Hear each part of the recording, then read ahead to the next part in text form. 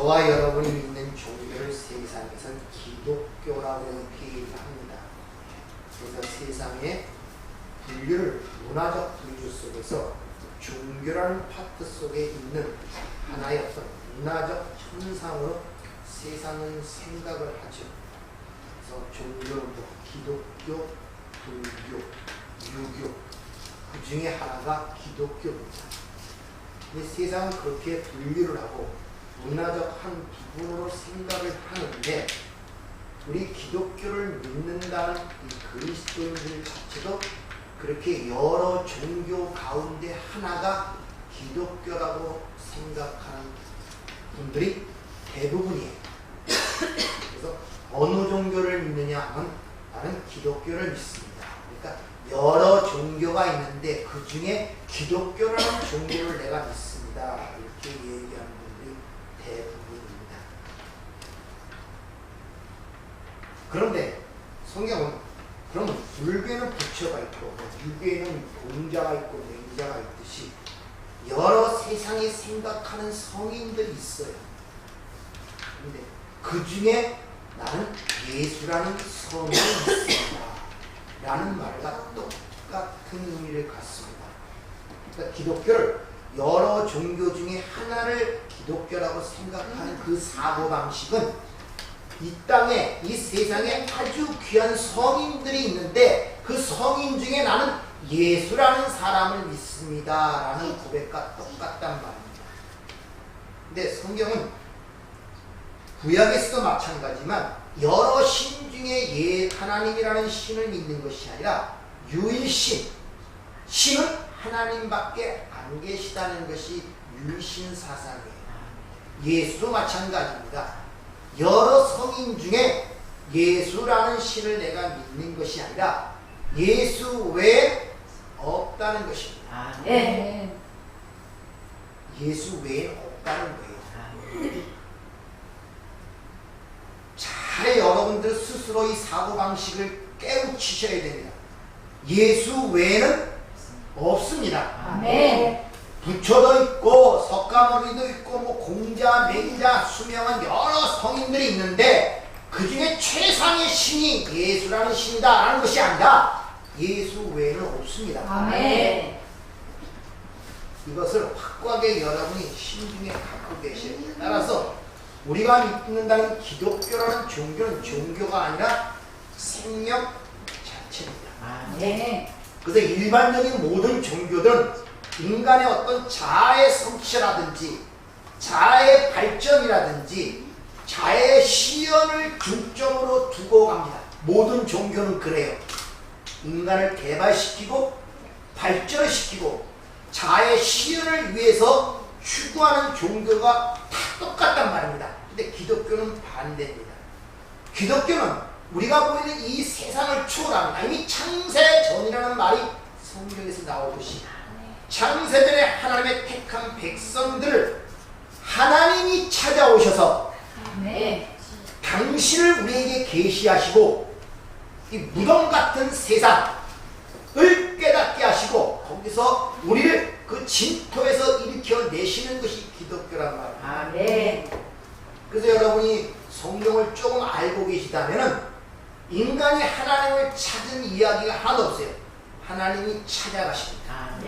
아담과 하와도 하나님이 찾아가셨고 아브람도 하나님이 찾아가셨어요. 인간이 찾아낸 신이 아니라니까요. 그러니까 여러분이 예수를 믿고 기독교라는 종교를 갖고 있다는 자체가 하나님이 여러분을 삶 속에 찾아오신 거예요. 그것이 여러분의 삶 속에 체감이 돼야 돼요. 아, 하나님이 나를 찾아오셨구나. 그것이 체감이 되는 순간에 어찌 삶의 변화를 안 이끌어낼 수가 있겠습니까? 내 삶 속에 창조라고 하시는 그 하나님이 삶 속에 개입하여 나를 찾아오시고 내가 그를 만났는데 어찌 거기에 변화가 없을 수가 있겠냐 말이에요. 하다못해 세상에서도 이 대통령이라는 사람이 우리 집 가정을 찾아왔다면 삶의 변화가 일어나요. 평생 자부심이 되고 자긍심이 되고 힘이 되고 자기의 자랑이 된단 말입니다. 이 세상에서도. 그런데 이 우주 만물을 창조하시고 창조해 주신 그 하나님이 여러분 삶 속에 찾아와 여러분을 만나셨다는데 어찌 거기에 감동이 없을 수가 있고 거기에 그걸 통하여 삶의 변화가 나타나지 아니할 수가 있겠냐는 것이죠. 어떤 변화가 없다면 하나님이 여러분 삶 속에 찾아오신 것이 반드시 찾았으면 삶의 변화가 나타나게 되어 있다는 것입니다. 네. 이와 같이 기독교는 인간을 찾아오셔서 자기 중심에 빠져 하나님처럼 살려는 자기 사랑에 잡힌 인간들을 밑으로 끌어내신단 말이에요. 가장 인간이 싫어하는 불편한 목적지로 끌어내신단 말입니다. 그러니까 진짜 하나님을 만나고 예수를 믿게 되고 내가 새롭게 변해가는 과정이 힘들어요. 왜? 내가 전혀 싫어하는 쪽으로 끌어가기 때문에 자기 분이라든지 자기 십자가를 지라든지 이런 나는 나만을 위해 살았습니다. 나의 자랑과 나의 행복과 나의 만족과 나의 번영을 위해서 지금까지 살았단 말입니다. 그것이 인생의 목적이었고 이 땅에 태어난 목적이었고 그것을 모든 세상은 올인을 하며 그것을 향해 가고 있는데 이 기독교라는 종교를 믿고 나니까 정반대 길로 나를 끌어내려 가더란 말입니다.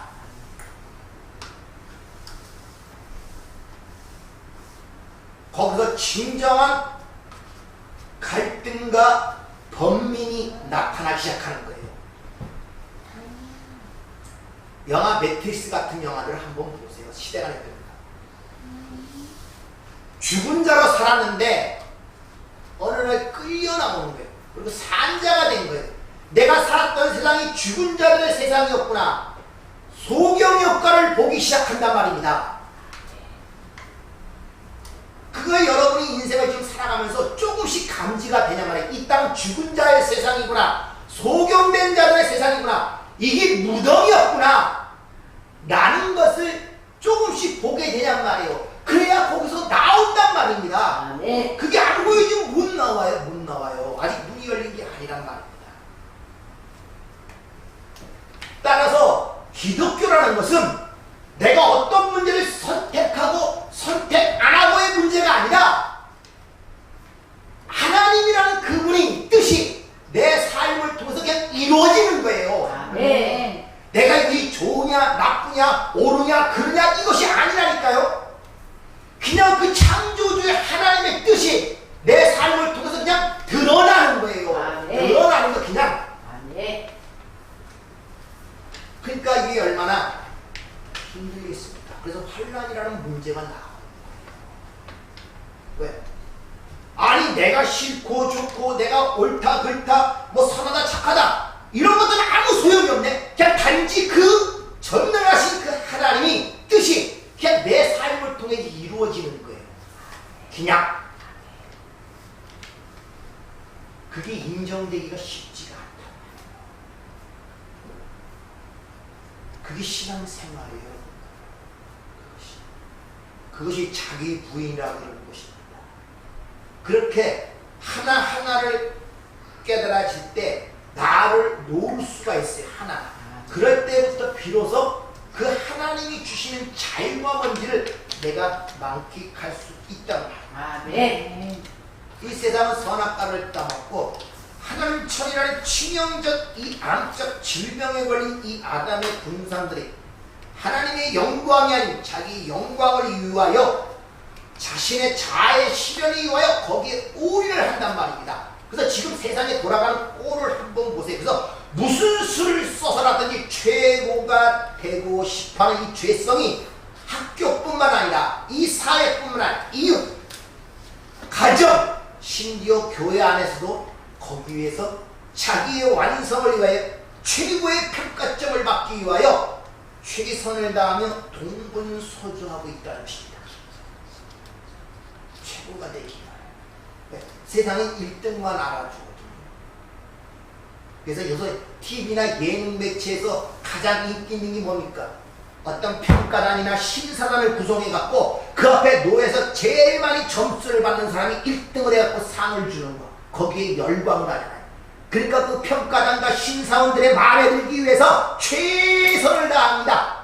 자기는 없어요. 그들의 마음에 들어야 인기도 오고 돈도 오고 명예도 오기 때문에. 근데 똑같은 죄성을 갖고 있으니까 그걸 열렬하게 좋아하는 거예요. 그리고 자기가 좋아하는 사람이 1등 해야 되는데 딴 사람이 좋아하는 사람이 1등 하면 마음이 심상해하고 뭐 잘못된 것이라고 꿍시렁 된단 말이야. 다 그런 것들 좋아하잖아. 모든 것이 거기에 머리가 올인이 되고 있단 말이야. 오늘 본문을 통하여 사도 바울이 그걸 지적하고 있단 말입니다. 이미 노마서를 시작할 때 노마서 16장 17절을 보면 이 노마서의 대주제가 뭡니까? 복음에는 하나님의 의가 나타나서 믿음으로 믿음에 이르게 하나니 오직 의인은 믿음으로 말미암아 산다고 확정을 줘놓고, 다시 말하면 거꾸로 말하면 인간에 대한 모든 의와 나타나는 모든 행위는 아무런 가치가 없다는 내용이 그 속에 이미 선언이 되어 있죠. 그러면서 왜 인간은 하나님이 주시는 예수 그리스도의 의로만 살 수밖에 없는가를 지금 조목조목 지적하면서 사도 바울이 설명하고 있는 거예요. 왜 그러한 결론으로 갈 수밖에 없는가? 왜 의인은 믿음으로밖에 살 수 없는가? 라는 결론이 될 수 있도록 지금 우리의 실체를 발가벗겨 나가는 과정이 지금 오늘 본 말씀이란 말입니다. 근데 인간들은 여전히 율법 지킴이나 양심이라는 문제를 통하여 자신의 죄악을 고묘하게 가리는 그 실상을 지난주에 말씀을 드렸죠. 그 율법을 온전히 율법 심하고 율법은 이방인의 그 양심으로 심판을 받는다고 말씀을 드렸죠. 오늘 본문 말씀을 몇 번 읽어봤습니까? 어떤 느낌이 납니까? 이걸 읽으면 딱 말씀을 읽을 때 탁 떠오르는 것이 뭡니까? 아! 말로만 하지 말고 율법을 지켜야겠구나. 그렇게 안 떠오르니까.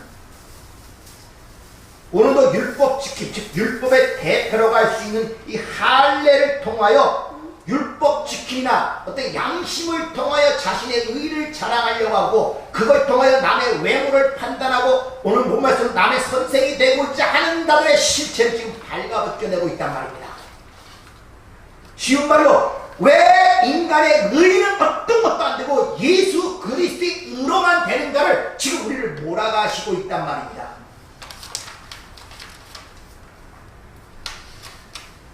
만약 오늘 본문이 그러죠.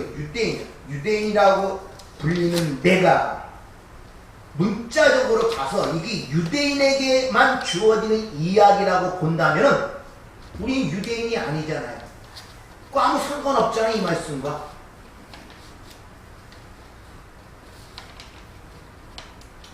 항상 말씀을 드리죠. 요한계시록에 생명책에 기록되지 아니한 자는 다 불목 가운데 던져진다 그래요. 계시록 10장에 보면은 그 생명책에 기록된다는 말은 세상처럼 호적에 내 이름이 기록됐다는 말이 아니라 뭐라고 얘기했습니까? 진리가 내 안에 있는 거. 네?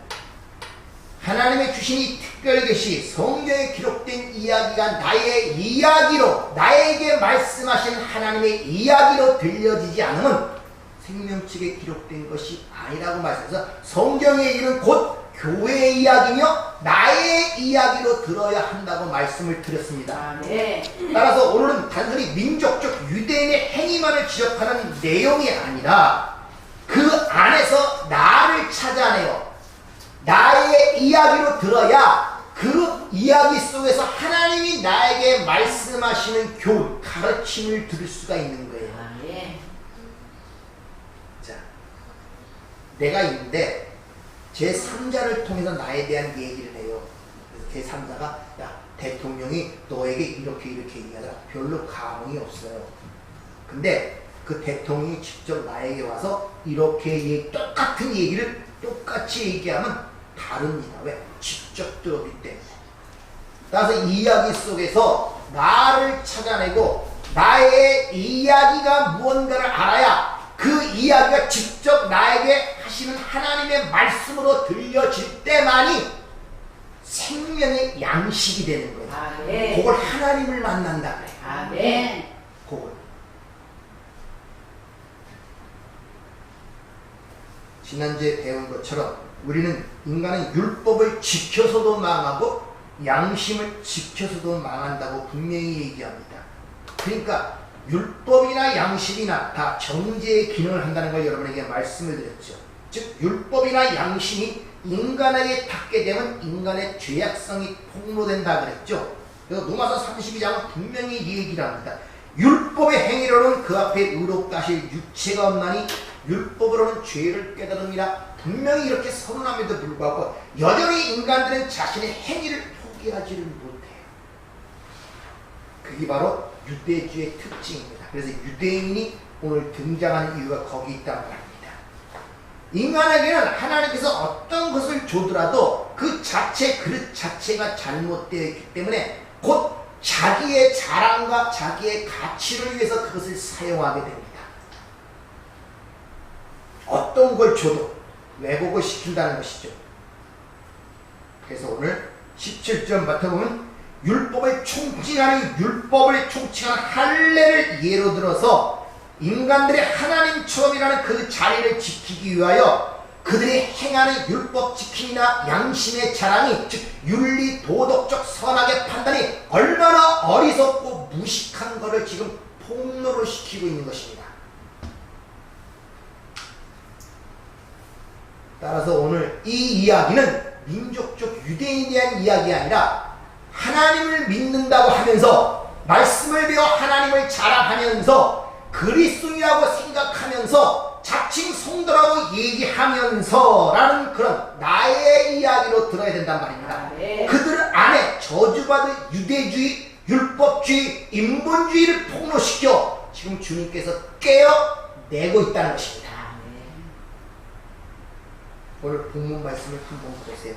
1절을 이렇게 유대인이라고 불리는 이 단어 대신 그리스도를 칭하는 내가 말씀을 배워서 하나님을 자랑하며 그 말씀의 교훈을 받아 하나님의 뜻을 알고 지극히 선한 것을 분간한다고 생각하며 그걸 모르는 자들을 인도하고 어둠에 있는 자 빛이라고 생각을 하니 그런 걸 통하여 네 자신이 그런 자들을 가르칠 수 있는 선생이라고 믿으니 그러면 다른 사람을 가르치는 내가 네 자신을 가르치지 않느냐? 내가 도둑질하기만 하고 네가 도둑질하느냐? 지금 이렇게 묻고 있는 거예요. 그러니까 남을 가르치는 그것으로 자신을 가르치고 있다는 것입니다. 참 무서운 일이죠.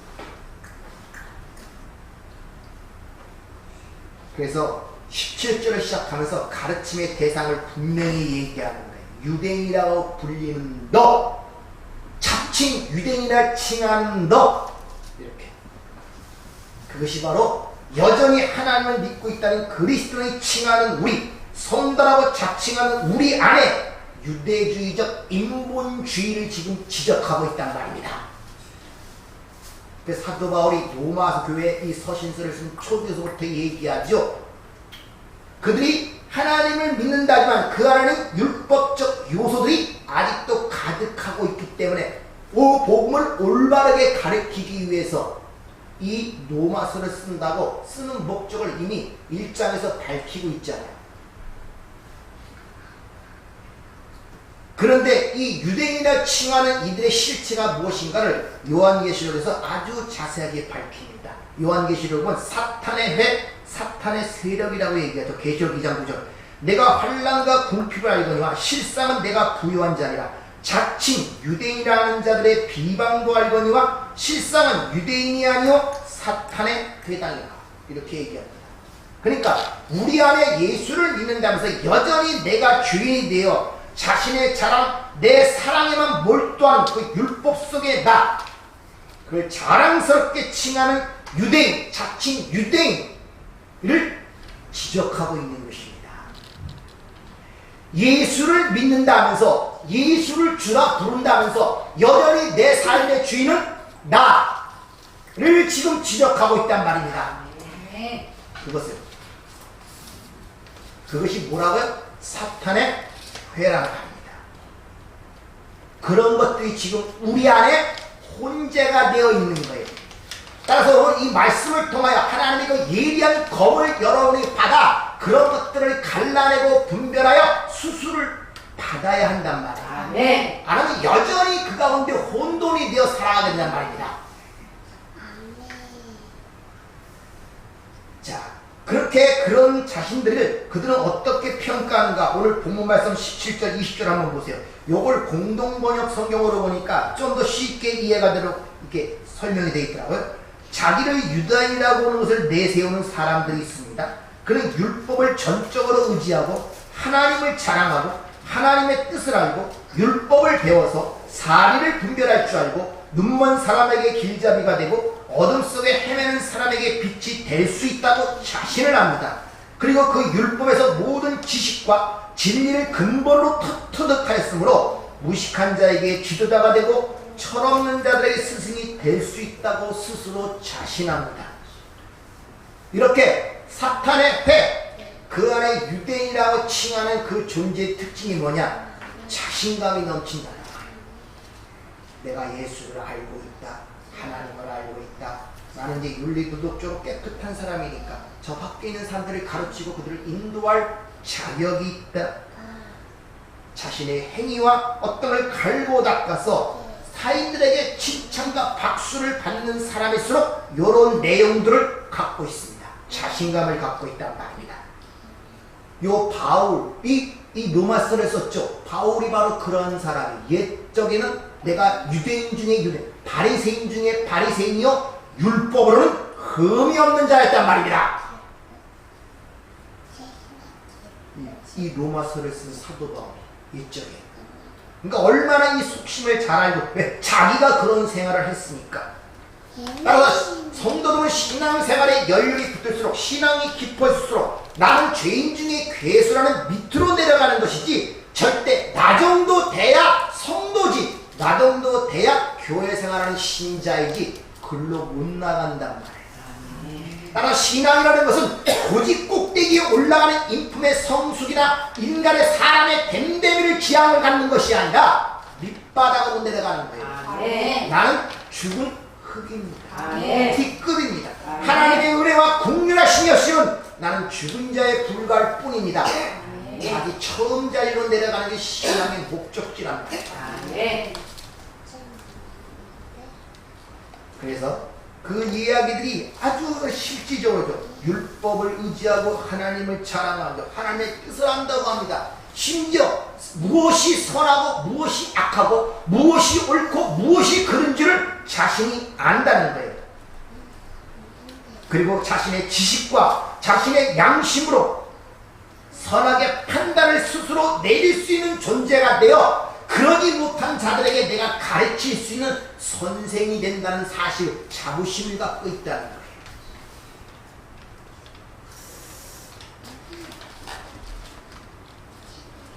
한번 생각들 한번 해보세요. 뭐 많은 판단들을 하시죠. 여러분이 가르침이라는 것이 복음적 가르침보다는 세상 사람들과 똑같이 윤리 도덕적 가르침이죠. 뭐뭐답게 사람답게 못 살아. 이 세상에서 윤리 도덕적으로 정의해놓고 사회 규범이나 사회 법적으로 정의해놓고 인생이 살아온 교훈과 가르침과 그것에 의하여 정해놓은 그것에 의하여 얘기를 하고 판단을 하죠. 복음적으로 사람에게 이야기한 적이 있습니까?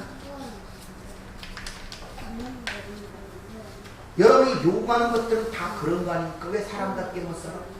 왜 남편답게 못 살아? 왜 아내답게 못 살아? 왜 자식답게 못 살아? 이거 다 세상이 뒤줄이는 것들 아니? 그게 나쁘다는 것이 아니라 그것은 세상에 속한 것이고 세상이 하는 것이고 왜? 그들은 죽은 자의 삶 속에 일어나는 일들이에요. 죽은 자에게 뭘 얘기합니까? 일단은 뭐 해야 됩니까? 살려내야 뭘 이 얘기 저 얘기를 하죠. 네. 근데 살려낼 생각은 안 하고 여전히 어둠에 속하여 소경에 속하여 그들 세상에서 그들 얘기만 하고 있으니 그러면서 내가 선생이라고 얘기하고 있고 신자라고 성도라고 자칭하고 있으니 이게 얼마나 잘못된 것이냐를 지금 지적하고 있단 말입니다.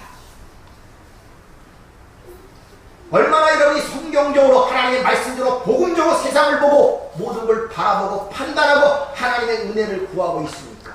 아니에요. 여러분 판단하고 생각하는 모든 것들은 다 율법적 세상의 윤리 도덕적 기준을 통하여 판단하고 있단 말입니다.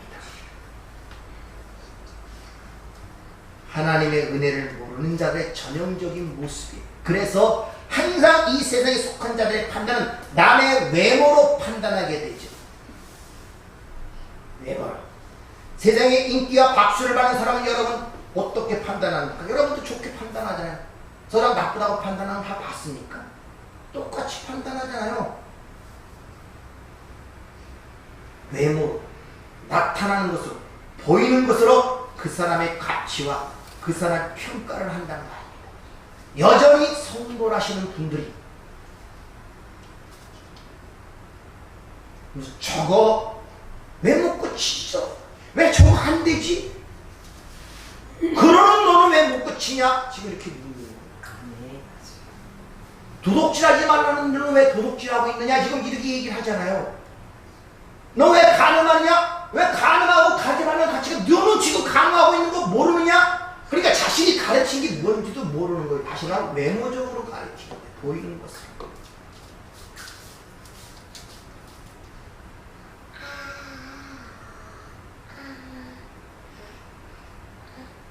사도 바울은 그렇게 가르치고 얘기를 하지만 나의 나된 것은 하나님의 은혜라고 얘기를 합니다. 아멘. 그런데 지식을 조금 알고 있다고 양심이 조금 자기 자신의 선하게 산다고 그것을 자신이 소유하여 마치 내 것이건 생각하고 그것을 통하여 남을 가르칠 수 있다고 생각하는 교만들이 바로 그리스도 안에 내재되어 있는 그것을 유대인이라고 칭하는데 이렇게 지적을 하고 있는 것입니다. 그런 날의 실체를 오늘 발가벗기죠. 21절부터 24절을 보세요. 그러면 다른 사람을 가르치는 내가 내 자신을 가르치지 않느냐? 도둑질하지 말라고 선포하는 내가 도둑질하느냐? 가늠하지 말라는 내가 가늠하느냐? 우상을 가지니 여기는 자가 내가 신전을 도둑하느냐? 율법을 자랑하는 내가 율법을 범함으로 하나님을 욕되게 하느냐? 기록된 바와 같이 하나님의 이름이 너희 때문에 이방인 중에서 모독을 받느니라. 이 말씀도 얼핏 보면은 말만 하지 말고 지켜라 이런 식으로 들립니다. 그런 교를 지금 유대인 한 개인이 아니라 유대인 전체에 대한 이야기입니다. 그러면 유대인 전체가 맨날 도둑질하고 살인하고 가늠합니까? 아니잖아요. 그러니까 지금 이 이야기는 율법의 조목조목 어떤 세목을 하나하나 지키라고 하는 이야기가 아니란 말이에요. 한번 물어보죠. 지난주에 배웠죠. 율법을 듣는 자가 되지 말고 율법을 행하는 자가 되라. 이게 무슨 뜻입니까?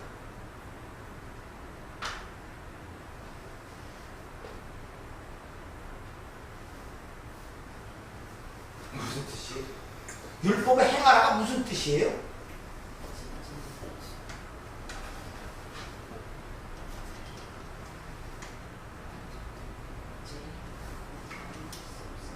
좀 대세균들 좀 하대요. 그래야 살이 되고 피가 되든지 말든지 하지. 이 소화불량 걸리면 이거 먹고 뒤로 다 빠집니다. 있는 것까지 빼내가죠. 대세균질 씹어서. 내가 그랬죠? 저저번 주에 나는 요것만 제대로 이해하면 하산하면 된다. 왜? 전부 다 이거에 의하여 기독교를 가르치기 때문에 오늘날 기독교가 요구하는 요건입니다. 율법이 뭔지도 몰라요. 자, 율법을 지키라 이 말을 할 때 그럼 율법이 뭔 줄 알아야 되잖아요. 네? 율법의 목적이 뭡니까? 아니 내 생각을 하지 말고 성경에 기록되어 있잖아요. 율법을 주신 목적이 좀 머리를 생각을 하고 돌리시라니까요. 율법을 주신 그 율법의 목적이 뭡니까? 또 그리스도를 인도하는 거 아시네요? 그럼 그대로 행하는 게 율법을 지키는 거예요. 율법의 목적과 율법의 요구사항이 뭐냐면 이걸 통한 네 죄를 깨닫고 그리스도만 의지해. 그것을 행하는 거에 율법을 지킨다 그러는데 그리스도만 의지하고 그리스도의 십자가의 공로만 의지하는 게 게 율법을 지키는 거라니까요. 아멘. 아, 뭐가 또 율법을 지키는 겁니까, 그럼? 아, 율법의 요구가 그거잖아요. 죄를 깨닫게 하고 그리스도를 인정하는 거. 아, 나는 죄인이구나. 예수만 의지해야 되는구나. 그게 율법의 목적이 율법의 요구 사항이란 말입니다. 그걸 순종하는 걸 지킨다 그러잖아요. 뭘 율법을 지키냐고 하냐 말이에요. 뭘 갖고 율법을 지킨다 그래요, 자꾸. 이게 자유롭지 못하니까 전부 다 율법 못 지킨다 그러면 죄의식이 팍 들어갔고, 왜? 전부 다 세목을 생각하니까. 그 자유롭지 못하는 거 신앙생활이요. 아, 그 뭘 율법을 지키라는 거예요, 여러분들? 성경에서 지키라는 말이 얼마나 합니까? 듣기는 하지 말고 지켜라. 이게 이해가 안 되니까 뭐 지키라는데 뭘 안 지켜지, 줄라지까지만 안 되고 뭐도 안 되고 뭐도 안 되고 뭐도 안 되고, 이놈은 꼭 완전히 더 큰 짐이네. 자유롭지 못한 거야. 그 옆에서 누가 윤리 도덕적 행위로 너는 왜 그렇게 사냐, 너 나쁜 애고 너 율법을 안 지키는 거 율법을 이러는데, 거기 답변할 말이 있어야지. 자기도 그렇게 생각하니. 도대체 율법을 지키라는 의미가 뭐냔 말입니다. 성경은 분명히 얘기를 하는데.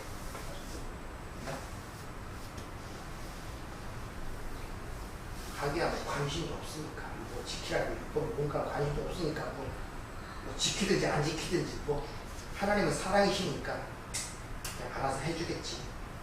그런 믿음이나 있습니까? 내가 개차만 살던 하나님은 난 인도하실 거야, 이런 믿음이라도 있어요? 그런 믿음도 없습니까? 뭐라도 하나님 갖고 있으니까. 그러니까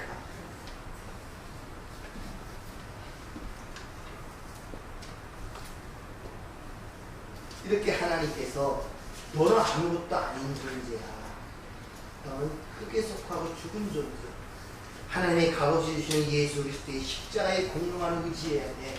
하나님의 은혜와 긍휼만은 구해야 돼. 그걸 가리키기 위해 율법을 줬더니 이 율법을 덥석 받아먹고 선악과를 먹은 아담처럼 율법을 내가 하나하나 이를 악물고 지켜서 내 의에서 하나님께 칭찬받고 보상받아 하나님의 백성이 되어야지, 자기의 자랑과 자기의 가치 챙김으로 그 율법을 사용하더라, 이런 말이에요.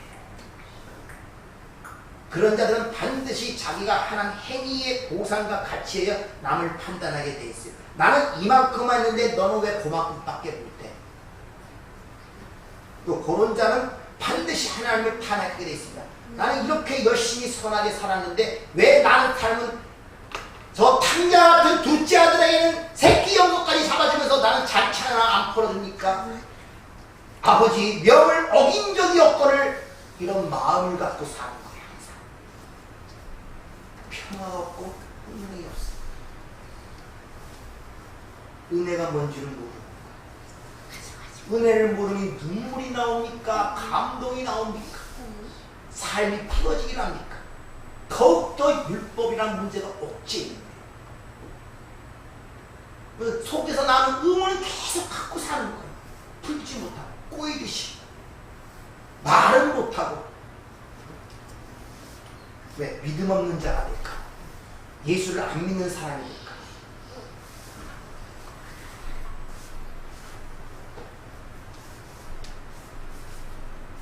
율법을 듣지만 말고 행하라는 이 말은 남을 함부로 외모로 판단할 자격이 너에게 없으니까 율법이 요구하는 그것을 올바로 깨달아.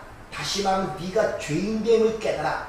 네 자신의 모든 걸 부인하고 하나님이 가우시는 예수 그리스도의 십자가 밑에 바짝 엎드려 그 은혜만을, 그 공룡만을 의지해. 그것이 율법이 요구하는 사항이에요. 그걸 하는 것을 율법을 지킨다 그래요. 아멘. 근데 인간들이 거꾸로 어떻게 하면 이런 행위 저런 행위를 지켜서 그 항목들을 챙겨서 자기의 평가로 가지려고, 가치를 가지려고 그걸 율법 지킴이라고 생각한단 말입니다. 그래서 은근히 그런 행위를 못하는 자들을 속으로 정죄를 하는 거예요. 너는 왜 그따위밖에 못 사냐? 이런 식으로. 저 정도, 나 정도는 돼야지. 은근히 그런 자기 의를 갖고 산단 말이에요.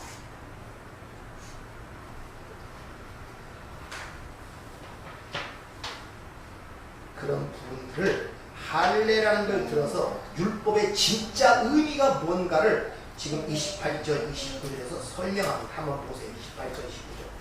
무릇 표면적 유대인이 유대인이 아니요 표면적 육신의 할례가 아니구나. 오직 이면적 유대인이 유대인이며 할례는 마음에 알지니 영에 있고 율법 조문에 있지 아니하는 것이라. 그 칭찬이 사람에게서가 아니요 다만 하나님에게서니라. 표면적 유대인이라는 이 말은 겉으로다는 율법적 어떤 제사나 선행의 행위를 통하여 자신을 치장하고 외모색으로 전혀 나무랄 데 없는 세상으로부터 저는 그리스도인이요 또 잘 지키고 착하고 선한 사람이요 나무랄 데 없는 남들에게 인정받는 그런 자들을 표면상으로, 그래서 마지막에 사람에게서가 아니요 하나님에게서 인정받는 자로 끝나지 않습니까? 사람에서 인정받는 것이 아님을 분명히 얘기하죠. 그런 율법주의자와 인본주의자를 얘기하고 있단 말입니다. 초대에 말씀드린 것처럼 이 대표적인 인물이 바울 아닙니까? 그가 율법의 의로는 흠이 없는 자요 바리새인 중에 바리새인이었단 말입니다. 남들로부터 다 칭송과 박수를 받고 진정 흠이 없이 살아가는 자로 인정받은 자가 사도 바울이에요. 그런데 그 사도 바울이 담에서 선생님과 주님의 영광을 받고 성령을 받자 눈이 열리자, 장님의 눈이 열리자마자 내가 하는 율법의 행위 부분 지키면 전부 다 잘못된 율법의 지킴의 행위였고 오히려 그것이 도덕질이며 간음하는 것이며 신성모독이었음을 깨달았다는 거예요. 다시 말하면 인간은 태어날 때부터 간음한 자였고 도덕질한 자였고 신성모독하는 자였단 말입니다. 태생적으로. 이거 어떻게 인간이 감당합니까? 어떻게 보관합니까? 태생적으로 그런 걸.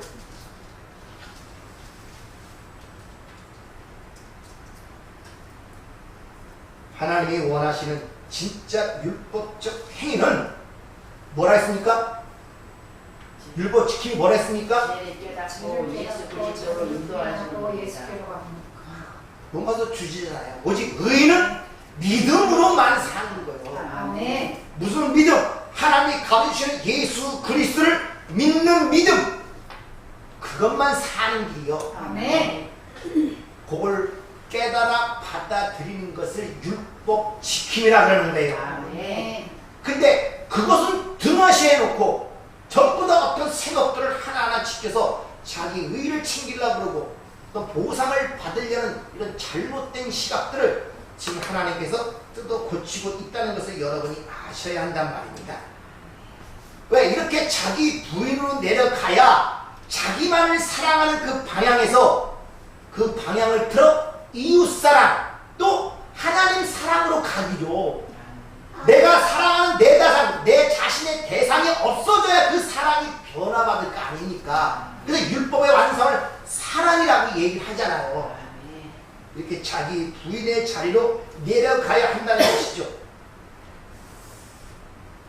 그런데 오늘 사도 바울이 율법의 대표로 할례를 등장시켜 그것을 우리에게 얘기하는 이유는 일단 할례 받은 이스라엘 백성들에게만 율법이 주어졌을 뿐만 아니라 이 할례 의식 속에는 진짜 율법의 지킴이 무엇인지 하나님의 구속의 원리가 그 안에 담겨 있어요. 그래서 율법이 주어지기 전에 할례가 먼저 주어지죠.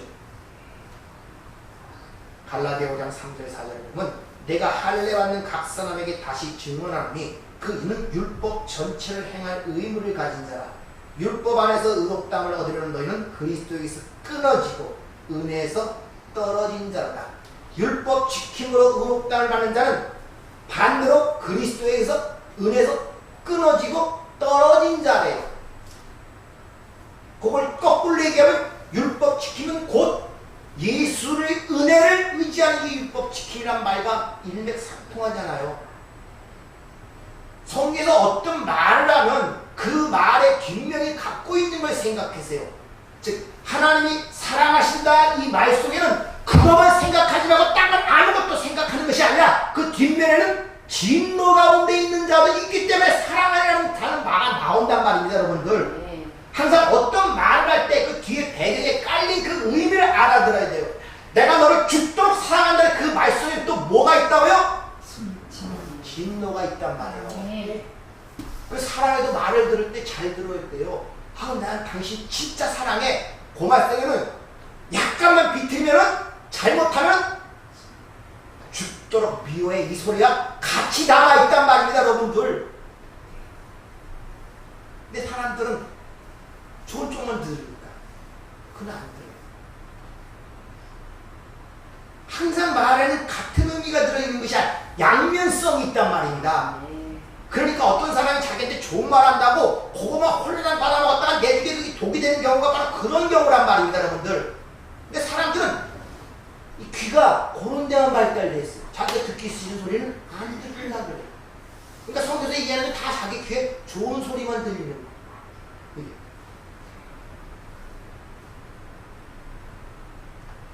따라서 오늘 그리스도에게 끊어지고 은혜에 떨어진 자는 바로 율법으로 의롭다, 즉 할례로 의롭담을 얻으려는 자라고 얘기하면서 율법과 할례를 혼돈하여 사용하고 있는 것을 우리에게 보여주고 있죠.